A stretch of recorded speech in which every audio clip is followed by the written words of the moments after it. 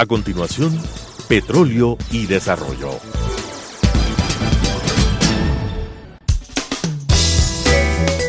Clasificación B, bajo supervisión de un adulto.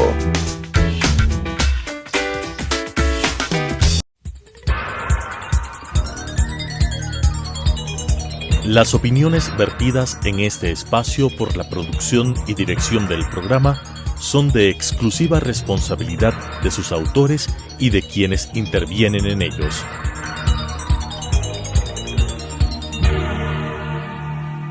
Telesucesos Canal 29 UHF presenta Petróleo y Desarrollo, conducido por Henry Llanes, especialista en temas hidrocarburíferos y en los ámbitos de la política, la legislación, la contratación y la política económica. Petróleo y Desarrollo. Saludos cordiales a la audiencia. En este programa de Petróleo y Desarrollo vamos a plantear a la audiencia, al país y al nuevo gobierno la nueva política petrolera. En este programa vamos a delinear o a ubicar los ejes principales de lo que sería en el contexto la nueva política petrolera, y en los futuros programas nos vamos a centrar área por área, lo que es producción y lo que es refinación, y la otra tema, lo que es comercialización de los hidrocarburos. Entonces, para estos programas, empezando el día de hoy en este espacio de 3 o 4 programas, vamos a tratarlos a estos temas con el economista Osvaldo Erazo Arboleda, quien es una persona especializada en el tema petrolero, trabajó en el sector petrolero, ejerce la cátedra universitaria y es el secretario de la Cámara de Distribución de Combustibles en el Ecuador, de la CANDEPE. Así que, estimado Osvaldo, bienvenido. Desde el conocimiento tuyo, desde tu especialidad, experiencia y formación, ¿cuáles podrían ser los ejes de la nueva política petrolera que debería impulsar el nuevo gobierno, que se instalará el 24 de mayo del presente año? Bienvenido. Henry, qué gusto saludarte. Gracias por la invitación. Bueno, en realidad también saludar al nuevo gobierno. Estamos con nuevo gobierno y esperamos que tenga muchos éxitos en todos los 4 años que tenga de gobierno. En realidad, la situación económica del país es bien complicada. Este rato vimos de que el año pasado terminó con un decrecimiento del Producto Interno Bruto con el 7.8% en negativo. Uh-huh. Sí, pero si bien es cierto, si revisamos un poco las cifras, el primer trimestre del año 2020 ya teníamos nosotros un menos 4%.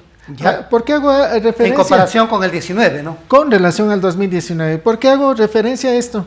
Porque si bien es cierto, tuvimos nosotros menos 0.8% el año pasado, pero ya el primer trimestre, cuando ya recién estaba empezando el confinamiento a fines del primer trimestre, ya estábamos con menos 4%. O sea, más bien lo de la pandemia lo que hizo fue justificar lo que ya se venía una crisis, con o sin pandemia, el año 2020 y lo que estamos hasta inicios del 2021, más bien justificó una crisis que ya se venía. Y ya. Este rato, para el nuevo gobierno, primero lo que se tiene que poner es las cuentas, tratar de equilibrar las cuentas. Sí, las cuentas fiscales, ¿no? Sí, y priorizar, o sea, lo que se necesita en este momento es priorizar, porque no olvidemos de que sin salud no hay desarrollo. Y este momento que estamos todavía en mitad de la pandemia, o sea, no podemos nosotros hablar de un desarrollo si la población no está vacunada. Exacto. Se ha llamado de que van a priorizar a los sectores estratégicos, obviamente después de las personas de la tercera edad y de las personas vulnerables, sí, pero también hay que revisar también a los sectores estratégicos, y dentro de estos sectores estratégicos está todo lo que es la energía. No olvidemos que incluso según la Constitución, todos los sectores de la energía, todo lo que es la producción, la distribución, la comercialización de combustibles, son sectores estratégicos y también deben estar también considerados para la fase 1 de la vacunación. Yo creo que es necesario el nuevo gobierno va a necesitar estar con una palabra, él y su equipo de trabajo, en lo que se refiere a renegociar. ¿Qué quiero decir con esto? Porque primero, el gobierno tendrá que renegociar con el Fondo Monetario Internacional toda la que era la política para cumplir como gobierno, para que el dinero que le dieron a préstamo, sí. Entonces se necesita renegociar incluso para ampliar los plazos para poder eliminar los subsidios. O sea, se están eliminando paulatinamente los subsidios, pero estamos en medio de una situación en la cual se tiene que repensar esto de las bandas. Lo de las bandas en las gasolinas debería mantenerse, sí, para seguir eliminando los subsidios, pero ya no al 5%, de pronto al 3 o al 2% mensual.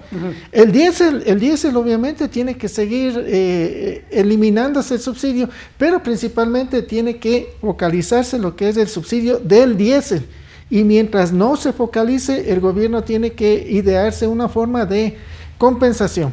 Otra cuestión de renegociar también, tiene que renegociar todo lo que son los contratos de preventa petrolera que lo hizo con China, con Tailandia, ¿no es cierto? Porque si no renegociamos, en la situación actual que está nuestra producción, que está con tendencia a la baja, el próximo año, el 2022, la economía nacional tendrá que comprar incluso petróleo para cumplir con los compromisos de preventa. O sea, ya el próximo año dejaremos de ser nosotros un exportador neto de petróleo, tendremos que importar una parte, y eso significa egresos para... Entonces, renegociar con el FMI, renegociar con las preventas, renegociar los contratos petroleros. El nuevo gobierno está hablando de contratos de riesgo compartido, sí, para poder atraer la inversión. O sea, si queremos en el país desarrollar lo que es el empleo, es importante que exista inversión. Y una de las formas que el gobierno está pretendiendo son el contrato de riesgo compartido, ¿no es cierto? También otro de lo que se refiere a la renegociación es los contratos actuales de explotación petrolera. Y no utilicemos la palabra renegociación, pero sí es necesario que existan acercamientos políticos en la Asamblea para que el gobierno pueda cumplir con algunos de sus ofrecimientos, principalmente lo que es la disminución del IVA en 4 feriados. A nivel macro, podrían ser o deberían ser esos las políticas que impulsa el nuevo gobierno, y seguramente, y en eso sí tiene el gobierno expertos, el nuevo gobierno tiene expertos, tiene un equipo que está muy cerca. Son muy expertos en política tributaria, son muy expertos en este enfoque, en este análisis de los índices macroeconómicos, ¿no? Tiene gente muy experta. Yo creo que en eso, ese equipo lo va a tener, ya lo estará seleccionando para la cartera de Economía y Finanzas, y también para lo que es el manejo tributario y para lo que es el manejo de aduanas, ¿no? Pienso que esos son aspectos importantes. El señor presidente de la República, Guillermo Lasso, él ha dicho de que me gustó a mí que en el Ecuador todos deben pagar impuestos. Toda gente que tiene empresa, que genera riqueza, que genera ganancias, tiene que pagar impuestos. A mí me parece que la voz de él, que eso lo haya dicho para sus colegas empresarios, para el empresariado del Ecuador, a mí me parece que fue un correcto mensaje el que dio el gobierno.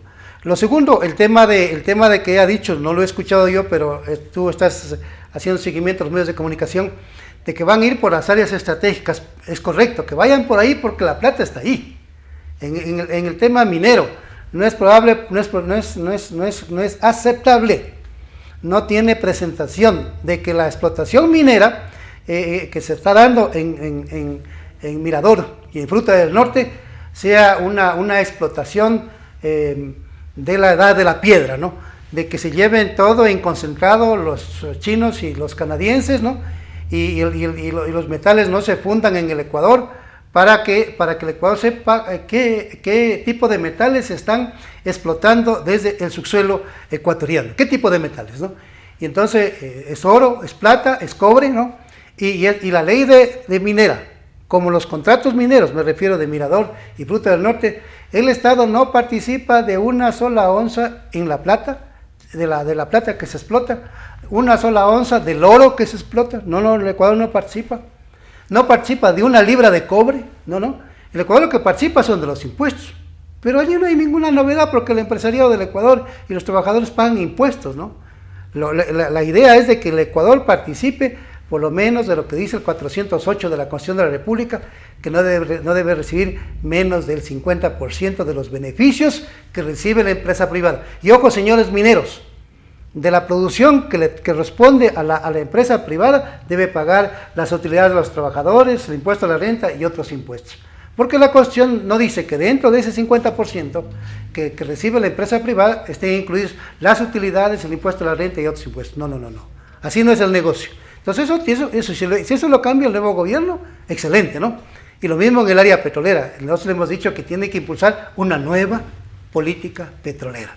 Si no impulsa una nueva política petrolera en donde esté bien definido lo que es el manejo de un contrato petrolero, simplemente vamos a seguir en el mismo camino y eso no tiene sentido. Muy bien, en el ámbito petrolero, Osvaldo, ¿cuáles serían los ejes, como dije en la presentación y en la introducción? ¿Cuáles serían los ejes que debería impulsar el gobierno en lo que es exploración y producción? Una. Segundo, ¿cuáles serían los ejes en el tema de comercialización de los hidrocarburos, ¿no? Y lo tercero, ¿cuáles serían los ejes en el tema de refinación? Así en términos generales para en el futuro programa ir desmenuzando, desglosando cada una de estas áreas que son importantísimas dentro de la industria petrolera del país.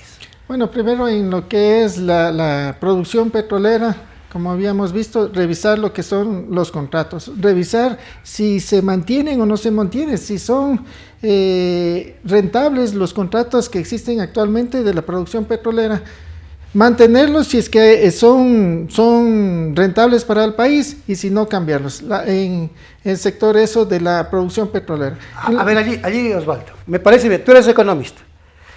Yo si fuera ministro te dijera, economista Osvaldo Erazo, usted va a ser nombrado gerente de Petroecuador, pero yo quisiera que le presente al país un balance, una evaluación de los contratos petroleros que se han manejado en el gobierno del presidente Correa y del presidente Moreno.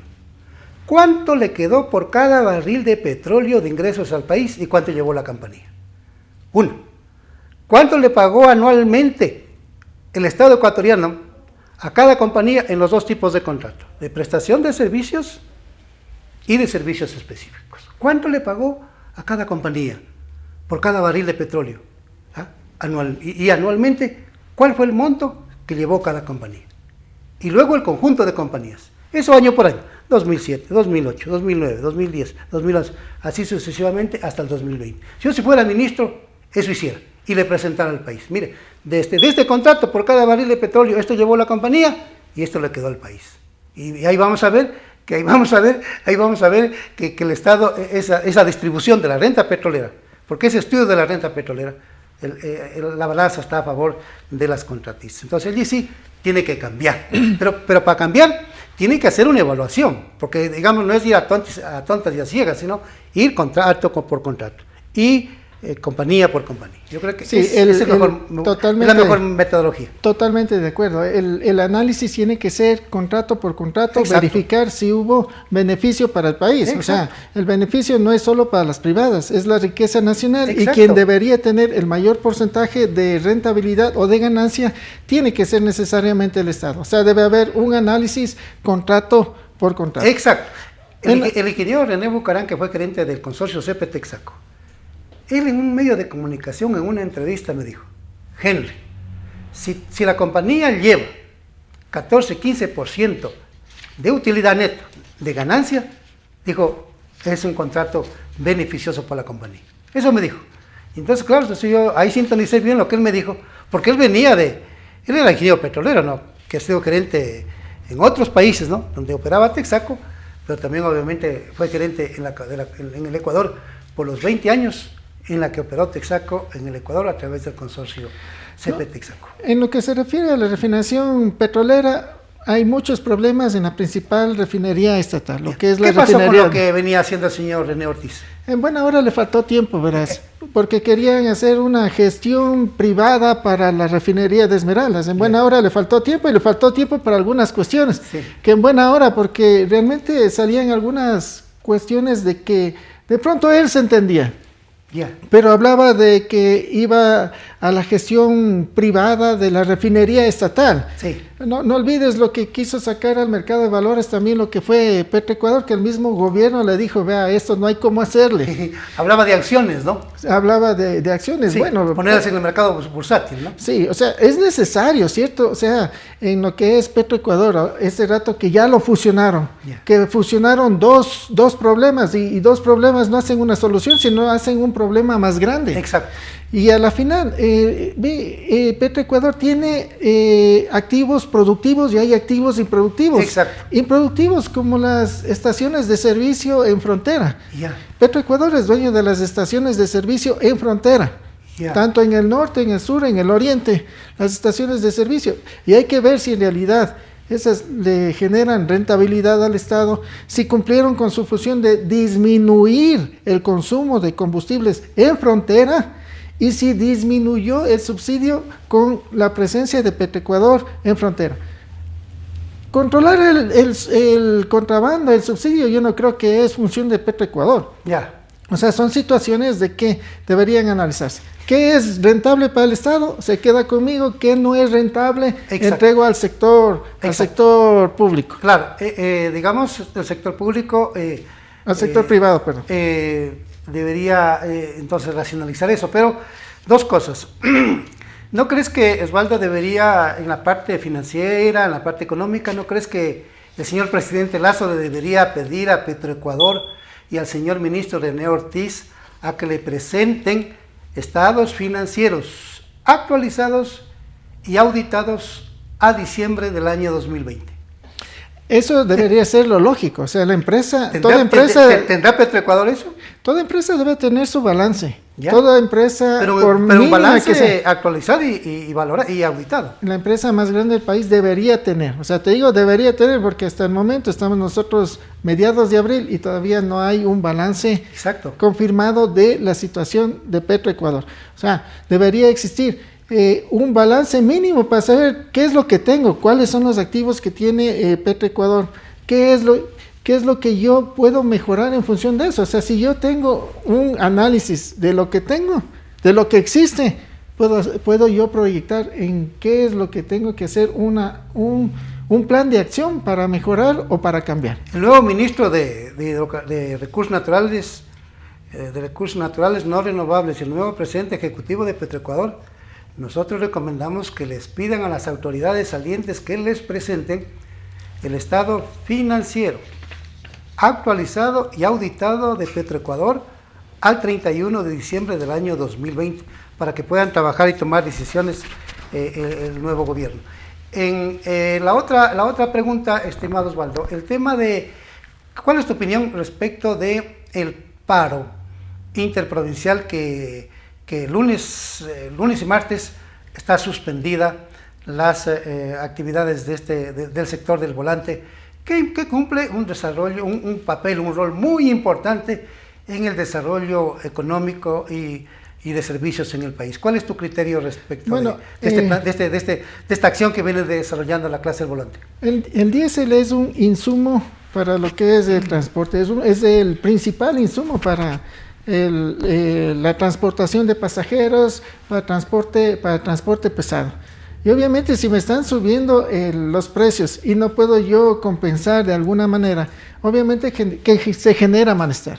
O sea, primero, en febrero de este año ya se registró una inflación positiva, sí, mínima de 0.8%. Mínima, pero ya se registró una inflación positiva. ¿Y por qué fue? Porque en el mes de enero ya había incrementos de precios de la gasolina súper, que era uno de los componentes. En marzo, nuevamente se registra una inflación positiva. Sí. Y eso fue porque ya no subió solo la gasolina super, subió la gasolina super, la gasolina extra, la Ecopaís, subió el diésel, y no solo para el segmento automotriz, para el segmento pesquero, automotriz, para el atunero, ¿no es cierto? Entonces, en marzo se registró ya nuevamente un factor inflacionario, lo cual se va a repetir muy probablemente también en el mes de abril. Entonces, si me están subiendo mis costos, obviamente genera malestar, ¿no es cierto? Sí, están en su derecho de reclamar, pero yo creo que en la situación actual que estamos de la economía, de la pandemia, del posible confinamiento, yo creo que no deberían paralizar como lo hicieron desde el día de ayer. El galón de diésel desde julio acá, recordemos que en julio pasado del año 2020 el galón de diésel estaba en $1 aproximadamente, ¿no? Hoy, ¿en cuánto está? A lunes 19 de abril, ¿en cuánto está ese galón de diésel? Lo mismo con la gasolina extra y Ecopaís, y lo mismo con la super. ¿Le podemos dar esa información al país? Sí, a ver, el diésel subió de 1.47 a 1.445, sí, subió 3.85 centavos. Al mes de abril. Al mes de abril, o sea, hoy martes 20 de abril estamos... ¿Cuánto es? 1.445, eso significa 3.85 centavos que incrementó. Ya. Es el 10º mes consecutivo. Exacto. Que incrementa el precio del diésel. ¿Con cuánto arrancó el año pasado? Con $1, porque Exacto. Primero estaba en $1.03, bajaron Exacto. a $1 y desde el dólar comenzó a subir durante en 10 meses ha subido casi el 50%, ¿no? Claro, un 45%. 45%, ya. La gasolina extra y la Ecopaís, que tienen el mismo precio, ¿no es cierto? La extra que se utiliza en la sierra y la Ecopaís, en cambio, que se utiliza en la costa. La Ecopaís es la gasolina extra con un porcentaje de etanol. Las dos tienen el mismo precio. Por segundo mes consecutivo tuvo incremento del precio. Subió de 1.83 a 1.91, 8.3 centavos subió en esta vez. 15.5 centavos en 2 meses subió la gasolina extra y la Ecopaís. Arrancó los precios hace 10 meses de estos productos con $1.45, me parece, ¿no? Bueno, primero ya subió el precio de la gasolina extra y de la super en el año 2018. Ya. Sí, entonces... ¿Al 19 con cuánto entró? Entró con 1.85, pero después bajó a 1.758, sí. Yeah. Y del 1.758 comenzó a subir nuevamente y ahora estamos hablando de una gasolina de 1.91. Correcto. En el año 2018 se venía teniendo un precio estable que era de $1.45, ¿no? Del año 2018 acá estamos hablando de $1.75, 78 creo. Y la gasolina super que está liberada, pero hay que tomar en cuenta de que subió de 2.80, entre 2.80 y 2.95, no olvidemos que la gasolina super, el precio está liberado. Ya. Subió a 3.17, o sea, subió más o menos 20 centavos. Ya. En 4 meses ha subido 73 centavos. Finalmente, porque estamos concluyendo el programa, la opinión tuya sobre la focalización del precio de los combustibles. Hay una propuesta del economista Luis Luscando, de un ingeniero colombiano, Mauricio, se me escapa el apellido en este momento, un buen señor. ¿Ya? Hay un equipo, ¿no?, que le plantearon al gobierno del señor Moreno, pero como el señor Moreno no es estudioso de la realidad económica del Ecuador, ellos le presentaron una política de focalización del precio del combustible. ¿Cuál es tu opinión respecto de eso? Bueno, primero que yo creo que no se debería topar el precio del gas, no se debería topar el precio de la gasolina pesca artesanal, que sigan esas subsidiadas. Debería mantenerse la franja de eliminación gradual del subsidio de las gasolinas extra, ¿no es cierto?, y de la Ecopaís, pero tendrían que revisarse ya no el 5% de incremento mensual, sino un 3 o un 2%.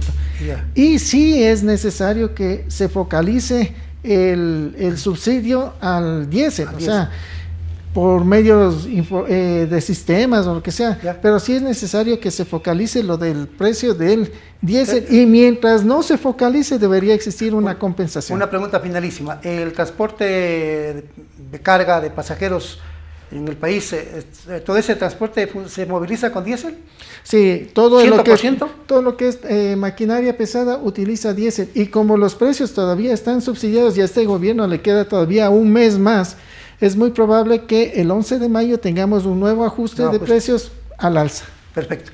Gracias, estimado Osvaldo, por haber participado en este programa y nos vemos en 15 días para ya continuar con más detalle de lo que hay que hacer en el sector petrolero. Para el efecto, tú tendrás en tus manos una carta que le vamos a enviar al señor presidente de la República electo, al señor Guillermo Lasso Mendoza, que asumirá su cargo el 24 de mayo del presente año y le deseamos todos los éxitos para que sea un gobierno exitoso y el país sea también un país exitoso en manos de su gobierno. Gracias, estimado Osvaldo. A ti, Henry. Las opiniones vertidas en este espacio por la producción y dirección del programa son de exclusiva responsabilidad de sus autores y de quienes intervienen en ellos.